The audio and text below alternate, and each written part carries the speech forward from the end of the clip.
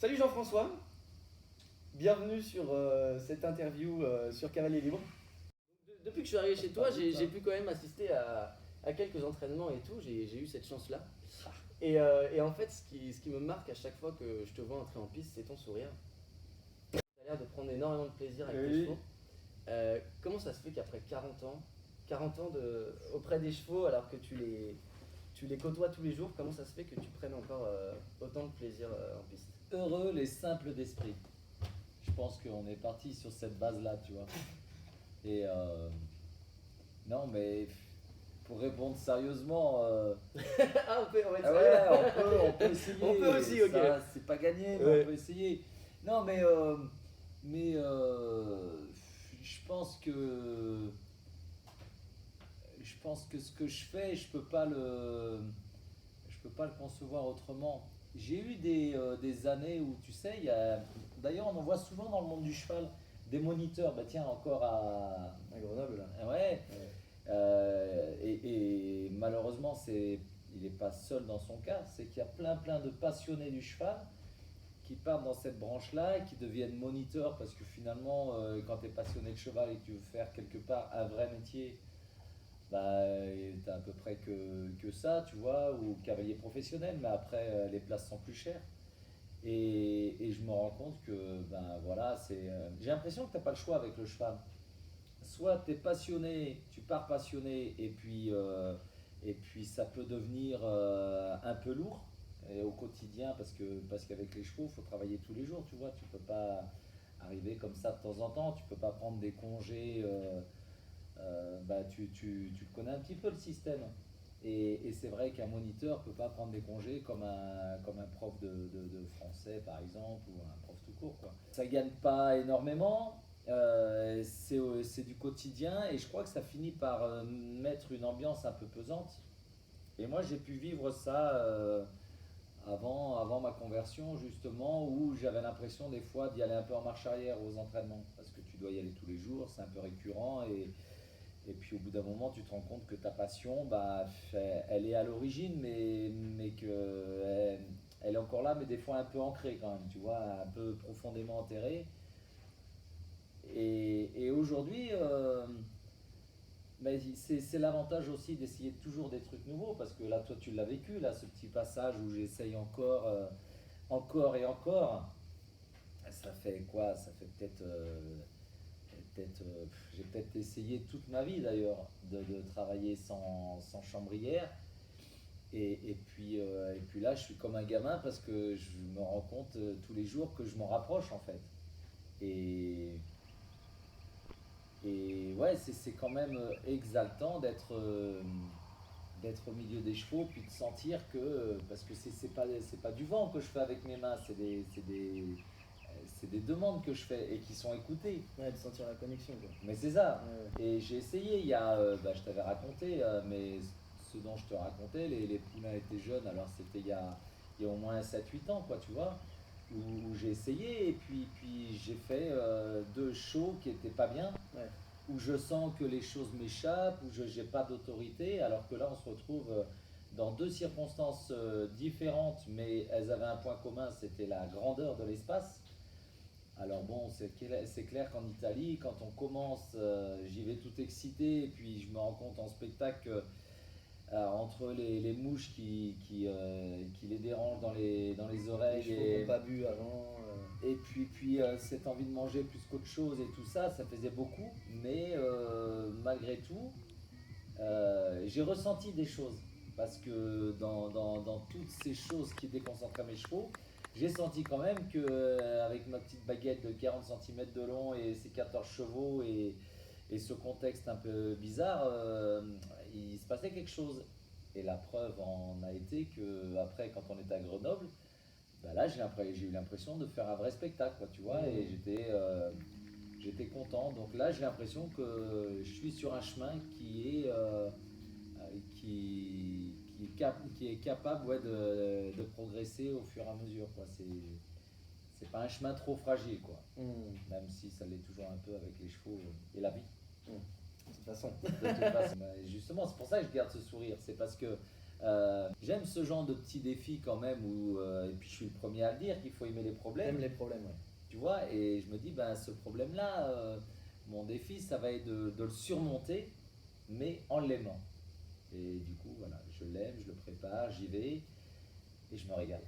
Ok. Et je souris. T'es content? Et voilà, et je suis content. Ok. Ah, la tienne, Étienne. Allez, ça va. Du coup, ton objectif aujourd'hui, là, je vois, tu vas t'entraîner à peu près tous les soirs. Maintenant, donc, comme on dit, tu as quand même 40 ans de carrière, les chevaux en groupe, les chevaux en liberté, ça te connaît bien. C'est quoi ton objectif quand tu vas t'entraîner là tous les soirs pour pas que ce soit redondant justement? Et la question plus précise, ce serait quel est ton état d'esprit avant d'y aller et pendant que tu y es? Ben moi, je suis toujours dans le même optique depuis maintenant 20 ans. C'est d'essayer de toucher les gens et d'essayer d'attirer les gens et que les gens se posent des questions et de se dire tiens, comment ça se fait que ça marche. Tu vois, j'ai envie d'amener un truc, un truc qui étonne les gens et qui se disent mais tiens, mais pourquoi lui il se détache un petit peu des autres, tu sais, c'est un petit peu ce que j'entends et c'est un peu ce que je vise aussi entre nous parce que j'ai envie qu'on se dise que quelque part il y a un don, tu vois. Et moi, quand on me dit est-ce que tu as un don, je suis toujours un peu mal à l'aise avec cette question parce que d'un côté, moi croyant, bah, je peux facilement annoncer que bah, j'espère et je prie tous les soirs pour que ce don se mette en œuvre, si tu veux. Et moi, mon message, c'est voilà, ben, on n'est que des petits êtres humains et comme je parlais tout à l'heure de fragilité, tout ça. Et puis derrière, justement, si tu acceptes de l'aide du Tout-Puissant, eh ben forcément, ça se passera mieux. Et c'est ça qui me plaît et c'est pour ça que je vais m'entraîner comme ça parce que je vais avoir une relation étonnante quelque part avec mes chevaux. Et justement, je sais qu'en y allant main nue, je sais que bah, dans le milieu, ça se fait pas et je sais pourquoi aussi. Et moi, j'aimerais être aidé suffisamment pour sortir du lot, mais pas pour me mettre en valeur, mais pour dire aux gens, ben voilà, je fais confiance en Dieu. Bah, tu vois mes stages, hein, j'hésite pas à le dire. Et en même temps, moi, de toute façon, j'ai bien senti la différence entre. Et même après être devenu chrétien, on va dire, je sens quand j'ai prié ou pas dans Ouais. les entraînements. Et ouais. Et moi, ça me plaît. Et j'aime me dire que je suis rien du tout et que je suis capable de très grandes choses. Tu vois. Mais voilà, grâce à Dieu, pas grâce à moi. Ok. Mais du coup, bon, ta foi, on va en reparler tout à l'heure parce que c'est un pilier de ta vie maintenant et c'est un sujet hyper important. Mais là, en tout cas, quand tu vas seul voir tes chevaux, il n'y a pas le public à ce moment-là, tu vois. Donc tu cherches à créer quoi avec tes chevaux? Tu, tu te dis, je vais à ma séance pour me faire plaisir. Tu te dis, je vais à ma séance, je vais travailler ces exercices-là. Peut-être ça dépend des fois, mais tu vois, j'aimerais qu'on Ouais, fasse je un peu le comprends. parallèle avec les gens qui sont seuls chez eux. Moi, je repars toujours de moi. Je fais cette interview pour un peu pour le moi qui n'aurait pas rencontré Jean-François Pignon avant, tu vois. Hmm. Et voilà, je suis tout seul avec mes chevaux et j'ai perdu le plaisir parce que j'arrive pas à faire les choses. Techniquement, je suis pas au point et puis dans l'état d'esprit, j'arrive pas à trouver du plaisir et tout, tu vois. Bon, on arrive sur la question d'après, mais quel est ton conseil pour les gens qui aujourd'hui sont passionnés, mais comme tu dis, ils prennent plus plaisir avec les chevaux, tu vois. Bah, ça, je le vois souvent d'ailleurs des gens qui font des techniques qui sont très efficaces, on en a déjà parlé. Et c'est exaltant au début parce que tu prends contrôle de ton cheval, tu lui dis de partir à droite, il part à droite, et puis à gauche, il part à gauche. Et il y a toute une phase première qui est intéressante parce que justement, c'est ces gens qui arrivent là qui disent ah, mais enfin, mon cheval m'écoute en liberté, tout ça. Et il y a une espèce de fausse image du cheval en liberté. Et comme j'en parle, je dis il ne faut pas confondre un cheval complice et un cheval dressé. Et tant que tu es dans le dressage, à un moment, je suis presque sûr que chaque personne en nous va à un moment s'ennuyer là-dedans. quand il n'y a qu'une notion de dressage, quand il y a une notion de complicité, de plaisir, tu vois, un chien qui travaille super bien et sans joie, et un chien qui travaille un peu moins bien mais qui est tellement joyeux, ben, tu vois, on en parle et rien que quand je te le dis, j'ai le sourire qui me vient et toi pareil parce qu'on s'imagine les images. Ouais. Et je pense que justement, tant qu'il y a la notion de plaisir de la part de nos animaux, même s'il y a du dressage, parce qu'on est d'accord que c'est pas juste avec la complicité que tu obtiens le cheval qui t'écoute à se coucher, des choses comme ça.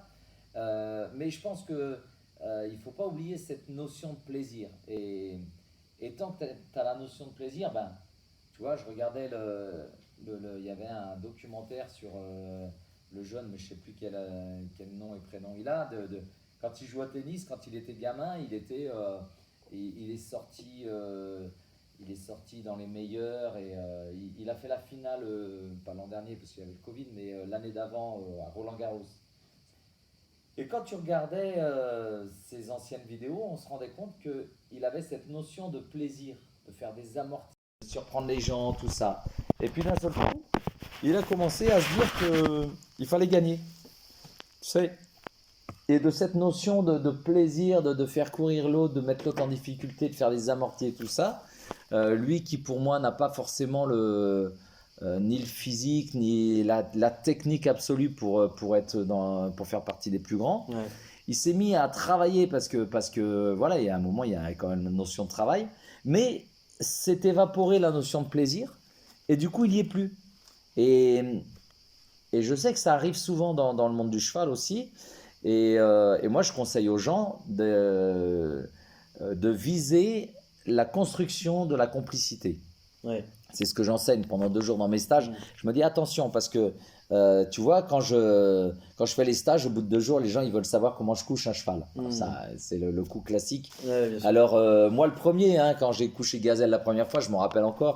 Je pourrais te montrer exactement à quel endroit c'était, quelle technique j'ai employée, tout ça, tu vois. Et quand j'ai réussi, j'étais seulement là satisfait. J'étais super joyeux. Mais avec le recul, je me rends compte que dans cet exercice-là, je n'ai pas du tout cherché à construire la relation, tu la voulais relation, coucher, quoi. c'est ça.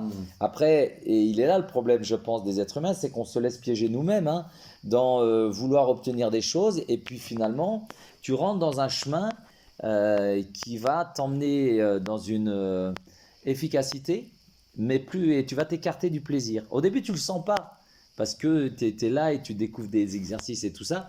Et puis petit à petit, bah, tu trouves la chose moins amusante, ton cheval il se couche bien, et ça fait une centaine de fois que tu le couches, tu vois, au bout de quelques années, tout ça, et puis tu sais plus pourquoi, mais il te manque quelque chose que tu avais au début alors que tu étais moins efficace.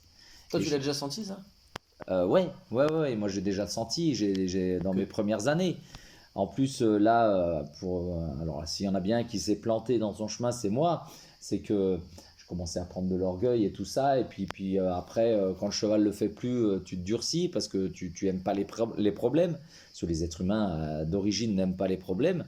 Et c'est vraiment cette rencontre avec Dieu qui a changé mon état d'esprit et qui me dit, mais attends, Jean-François, si tu y vas sans le plaisir, n'y va pas. Et à la limite, tu vois, quand je suis un peu débordé parce que je fais des nouvelles constructions et des trucs comme ça, je préfère ou mettre mon alarme, tu vois, des trucs comme ça. Et puis, tout ce temps-là que j'ai, je le fais avec le plaisir. Et si je veux pas le faire avec le plaisir, à la limite, j'y vais pas. Mais aujourd'hui, ce qui se passe, c'est que j'ai plus ça comme problème. Je sens jamais un manque de plaisir. Là, aller t'entraîner, là, tu y vas toujours avec plaisir? Ah ouais, Il ouais. n'y a aucune notion d'effort? Non. Il n'y a pas d'effort? Non, pas d'effort. Non. Allez, là, j'y vais. Là, on est en même temps qu'on en parle, et je me vois déjà avec mon petit système et... Donc, tu as envie d'y aller. Ah bah oui. Et tu n'as jamais peur de la séance qui se passe pas bien?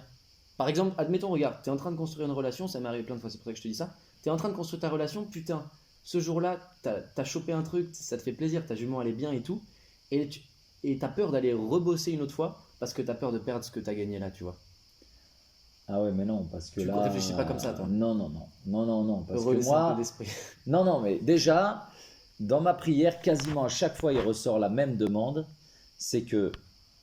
et pour les spectacles, c'est un peu dans le même style. C'est qu'en fait, je prie et j'en ai rien à faire que ça se passe bien ou pas.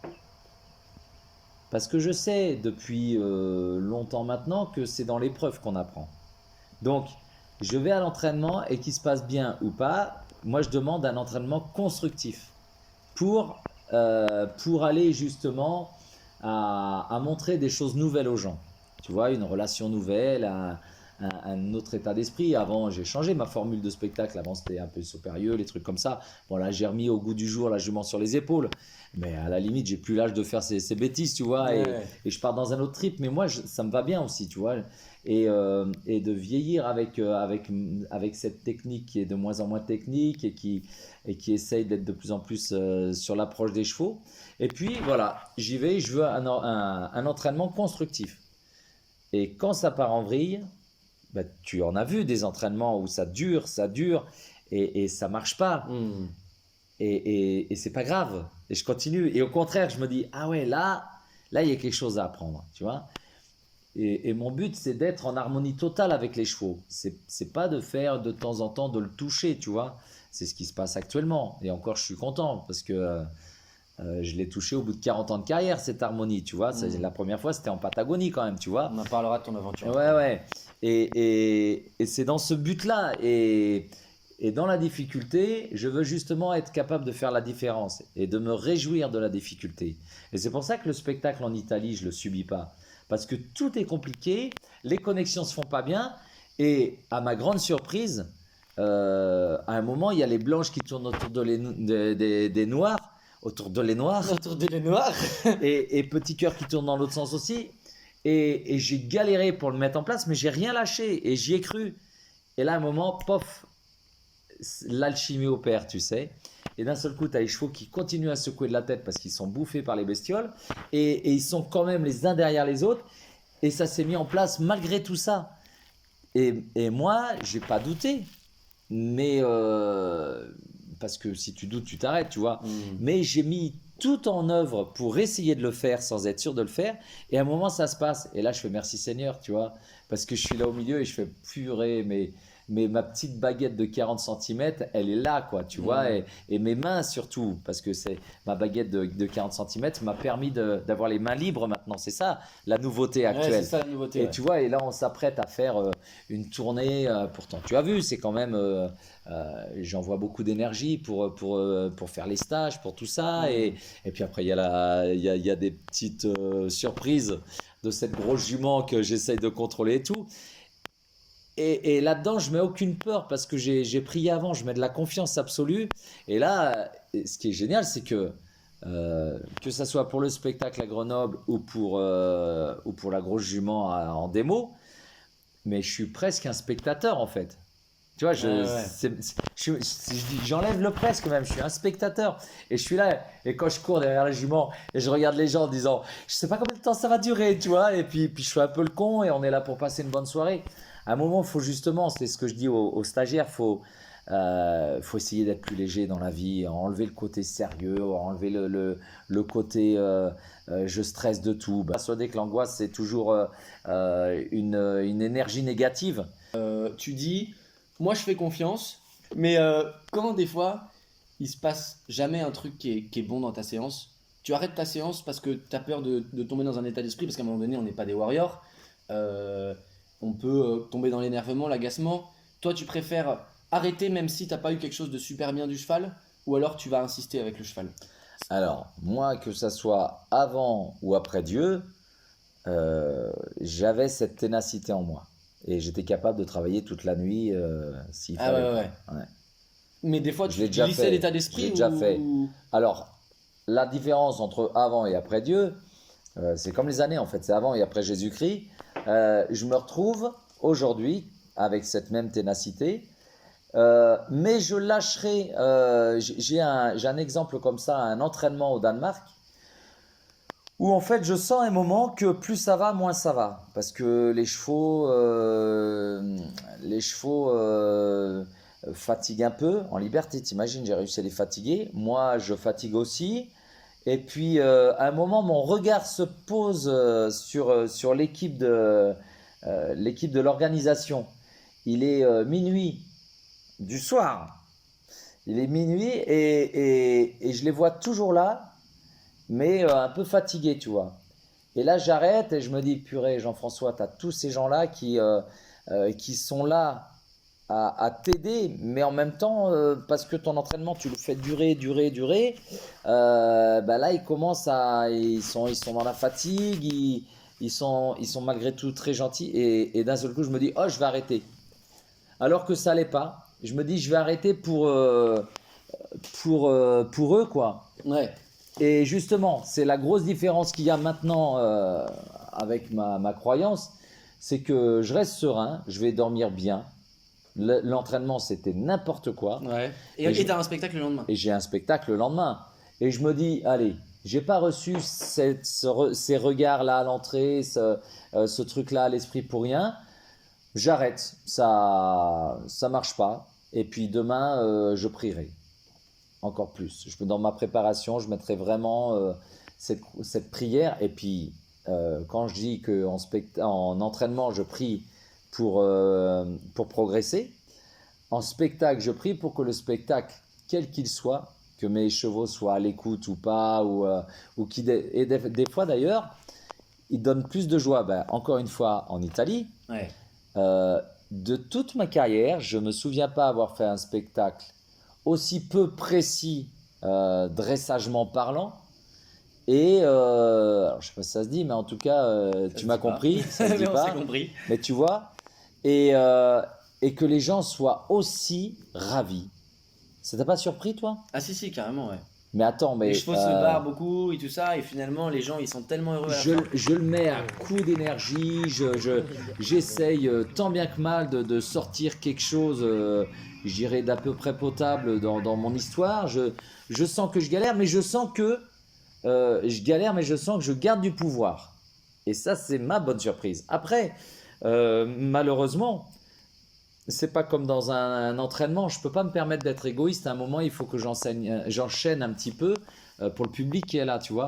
Et je dois respecter ce public. Je suis pas là juste à dire, bah non, moi je trace mon chemin et un point, c'est tout. Ouais. Donc par amour, par ces gens, je dois leur apporter des choses et je galère à leur amener. Puis je fais comme je peux. Et puis au final, ces gens qui sont ravis, qui nous gardent pour le merchandising, pour des autographes, pour des photos. T'as pas remarqué, il y avait plus de gens à ce premier spectacle qui n'était pas le spectacle du siècle. C'était pas le plus réussi de la Terre, mais... Et à côté de ça, je me retrouve à Grenoble 2-3 jours après, où là le spectacle il est quand même carré, tu vois. Et d'ailleurs c'est étonnant parce qu'on pourrait se dire mais il s'est passé combien de jours entre les deux? Si tu vois les deux vidéos collées, tu te dis bah là le numéro est pas au point et puis là ça prend vraiment forme quoi. Et puis finalement bah, j'ai l'impression que le premier, tu vois, et c'est là où la puissance de Dieu opère, je dirais, parce que les choses t'échappent, toi de ton point de vue ben c'est bof, et puis eux ils te font une ovation quoi, tu vois. Et c'est là où ma vie, je dirais, a pris un espèce de sens où tu ne peux qu'avec des exemples comme ça monter en sérénité. Parce que le jour où ça foire, tu te rappelles de ce moment-là et tu dis ouais, mais c'est pas pour autant que ça va pas plaire. Donc reste confiant, continue à y aller, vas-y avec le sourire, t'inquiète pas, il t'arrivera rien, t'es pas là par hasard. Ce qui t'arrive là, c'est pas du hasard non plus. Tout est contrôlé, tout est mis en place, fais confiance. Et depuis que, bah là, on va en reparler, mais cette histoire de Patagonie, quand je suis revenu, j'avais quand même l'impression d'avoir fait un pas incroyable, et dans ma foi, et quelque part, et dans ma façon de dresser les chevaux, de communiquer en tout cas. Je sais même plus si on peut employer dressage, tu vois, et d'ailleurs, Florent qui était sur place, quand on avait fait Vivement Dimanche, à un moment, on dit alors, il fait du Jean-François Pignon. Il y a Michel Drucker qui lui demande quelque part de me présenter. Et puis Florent, il est un peu gêné parce qu'il dit bah ouais, c'est pas un dresseur, il dit on n'entend pas les chambrières claquer, la voix. Il dit c'est bizarre parce que ça fait abstrait et en même temps c'est très concret parce que quand il nous présente ses chevaux, ça file quoi, tu vois. Ouais. Et ouais. Mais tu sais quoi, c'est difficile de continuer cette interview sans aborder la Patagonie parce que Patagonie. la Patagonie parce que c'est vrai que de tout ce dont on a discuté, donc là ça y est ton film est sorti, Il sort. il est en train de sortir, voilà. On démarre juste. Ouais. Vous démarrez juste et donc en fait cette histoire de Patagonie, donc c'est 2019, c'est ça hein. Oui. On était en 2019. Ouais, ouais, ouais. 2019, tu décides Février- de partir faire un février-mars. voyage en Patagonie. Où tu te dis, voilà, j'ai toute cette expérience, mais je voudrais essayer de mettre à l'épreuve mon expérience de dresseur avec des chevaux sauvages. C'est la base du projet à la base. Ouais, c'est Ok. ça. Qu'est-ce que tu espérais de ce voyage? Pourquoi après 40 ans de carrière, tu t'es dit, voilà, enfin, pourquoi à ce moment-là? Pourquoi ce voyage? Je sais même pas vraiment répondre à cette question.